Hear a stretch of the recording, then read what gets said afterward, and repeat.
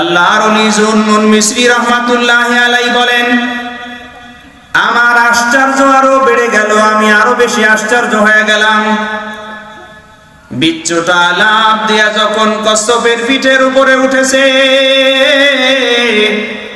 কচ্ছপটা তখন আবার উল্টা হয়ে নদীর ওপারের দিকে সাধ্যের মধ্যে দ্রুত বেগে ছুটতে চলে আরম্ভ করেছে। কচ্ছপটা বিচ্ছুটাকে কাঁধে নিয়ে আবার নদীর ওপারের দিকে দৌড়ায়। জুন্নুন মিসরি রাহমাতুল্লাহি আলাইহি বলেন, না, এখানে দাঁড়িয়ে থাকলে তো আমি এই ঘটনা দেখতে পারবো না। এখানে কি ঘটে সেটা দেখার মতো সুযোগ আমার হবে না। আমার তো ওপার যাওয়া উচিত, ওপার যাওয়া উচিত, না গেলে তামাশাটা দেখবো কোত্থেকে। জুন্নুন মিসরি রাহমাতুল্লাহি আলাইহি পাশেই দেখলেন একটা ছোট্ট নৌকা পড়ে আছে। আল্লাহর ওলি জুন্নুন মিসরি রাহমাতুল্লাহি আলাইহি নৌকার উপরে চড়ে নৌকাটা বাইতে আরম্ভ করলেন কচ্ছপের পিছনে পিছনে। কচ্ছপ আগে আগে দৌড়ায়, আর জুন্নুন মিসরি পিছনে পিছনে নৌকা নিয়ে সামনে আগায়। তার মনে মনে টার্গেট হলো, বিচ্ছু কেন কচ্ছপের পিঠের উপরে উঠলো, আর কচ্ছপ কেন বিচ্ছুটাকে নিয়ে সামনে আগায়, এটা দেখতে হবে ঘটনাটা কি। চলতে চলতে কচ্ছপ যখন নদীর ওপারে কিনারায় পৌঁছে গেছে, বিচ্ছুটা তখন একটা লাফ দিয়া এই কচ্ছপের পিঠ থেকে নেমে জমিনে পড়ে দ্রুত বেগে দৌড় আরম্ভ করেছে। আল্লাহর ওলি জুন্নুন মিসরি রাহমাতুল্লাহি আলাইহি মনে মনে বলেন, বিচ্ছু তোমার পিছনে পিছনে কাহিনী দেখতে আমি যখন নদীর এপার পর্যন্ত আসছি, তোমার শেষ না দেখে আমি তোমার পিছু ছাড়তেছি না, শেষ না দেখে ছাড়বো না। বিচ্ছুটা জমিনের উপরে দৌড় আরম্ভ করেছে। বিচ্ছু সামনে সামনে দৌড়ায়, বিচ্ছুটা আগে আগে দৌড়ায়, আর জুন্নুন মিসরি পিছনে পিছনে দৌড়ায়। চলতে চলতে চলতে চলতে দীর্ঘক্ষণ যাওয়ার পরে জুন্নুন মিসরি দেখেন মরুভূমি, খোলা ময়দান। এই খোলা ময়দান মরুভূমির মধ্যে একটা বট গাছ দেখা যায়। বট গাছের কে টার্গেট করে দৌড়াইতেছে এই বিচ্ছু। জুন্নুন মিসরি রাহমাতুল্লাহি আলাইহি বলেন, অসুবিধা নাই, বট গাছের দিকে তুমি যাইতেছো, আমিও তোমার দিকেই যাব, দেখি তুমি কোথায় যাও আর কি করো। জুন্নুন মিসরি রাহমাতুল্লাহি আলাইহি পিছনে পিছনে দৌড়াইতেছে।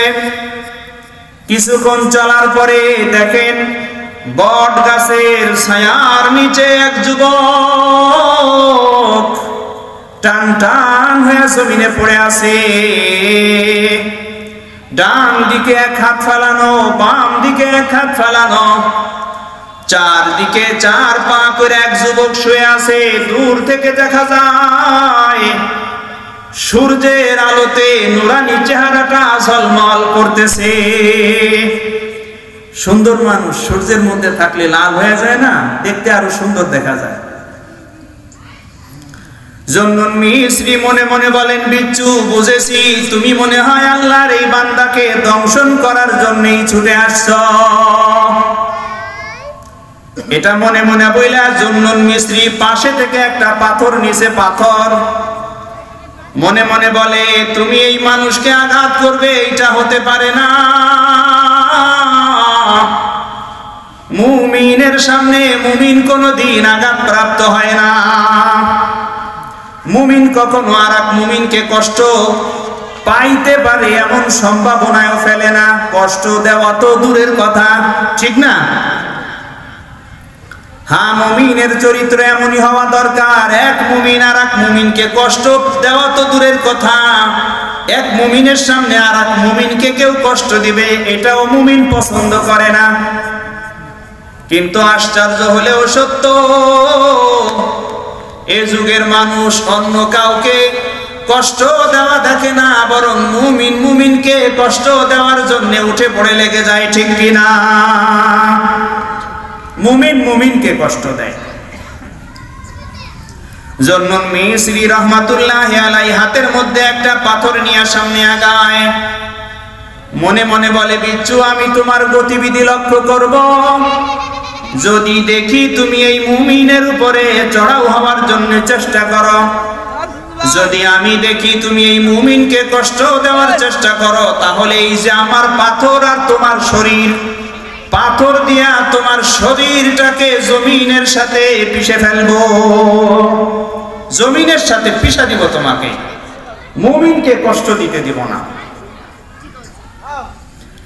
জন্নুন মিসরি রহমাতুল্লাহি আলাইহি বলেন, বিচ্ছুটা দৌড়াইতে দৌড়াইতে এই যুবকের দিকে আগাইতেছে, আমিও পিছনে পিছনে পাথর নিয়ে নিয়ে আগাইতেছি।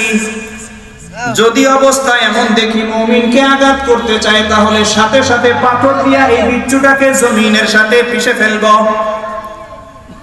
বিচ্ছুটা দৌড়াইতে দৌড়াইতে সামনে আগায়, আগাইতে আগাইতে যুবকের কাছাকাছি চলে গেছে।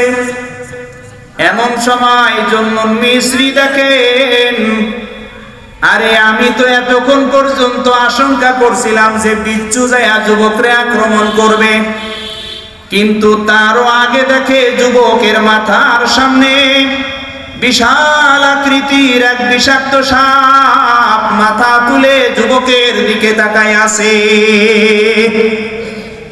এতক্ষণ বিপদ মনে করছিল একটা, এখন দেখে বিপদ দুইটা।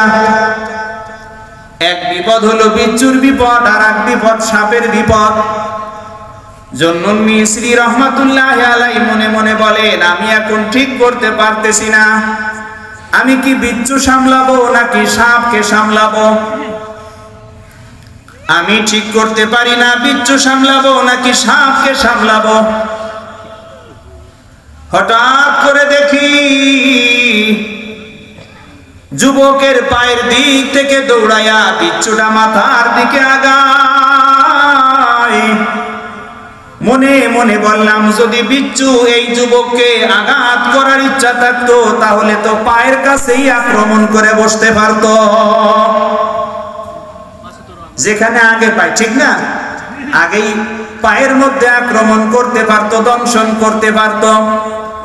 আমি দেখলাম যে না না, বিচ্ছু তো এই যুবকের পায়ের মধ্যে দংশন না কইরা মাথার দিকে আগায় যাইতেছে। জন্নুন মিসরি রহমাতুল্লাহি আলাইহি বলেন, আমি দেখতেছিলাম বিষাক্ত সাপ পিছনের দিকে মাথা নিয়া যুবকের মাথার মধ্যে আক্রমণ করার জন্য পিছনে মাথা নিয়ে সামনের দিকে মাথা আগানো মাত্র শুরু করবে। হযরতে জন্নুন মিসরি রহমাতুল্লাহি আলাইহি বলেন, এই ঘটনার পরে যেটা ঘটেছে এটা দেখে আমি দুনিয়াতে নাই, মনে হয় যেন আমি কিংকর্তব্য বিমূঢ় হয়ে গেছি, কি করব বুঝতে পারি না। জন্নুন মিসরি বলেন, সাপ যখন মাথা পিছনে নিয়ে যুবকের মাথার মধ্যে দংশন করতে গেছে, আমি তাকায় দেখলাম জমিন থেকে বিচ্ছুটা লাফ দিয়া যুবকরে টার্গেট না কইরা সাপ টার্গেট কইরা সাপের মাথার উপর বসে সাপের ঘাড়ের মধ্যে দংশন করে দিয়েছে। সাপে আর যুবককে আক্রমণ করতে পারে নাই, মাথা ডাকাত করে পাশেই পড়ে গেছে। এবার বিচ্ছু শান্ত শিষ্টভাবে যেই পথ দিয়ে আসতেছিল, আবার এই পথ দিয়ে রওনা হয়ে গেছে। জন্নুন মিসরি রহমাতুল্লাহি আলাইহি বলেন, এই দৃশ্য দেখে আমার চক্ষু দিয়ে অঝরে পানি ঝরতেছে, আর আল্লাহকে ডেকে বলতেছি, আল্লাহ তুমি এইটা কি করলে, আমি কি দেখলাম, কি আমাকে দেখাইলে আল্লাহ, এটা তো হওয়ার কথা ছিল না। বিচ্ছু তো মানুষকে দংশন করে, ও তো কারো জীবন বাঁচায় না। এক পর্যায়ে আসমানের দিকে তাকায়া জুন্নুন মিসরি বলতেছে, আল্লাহ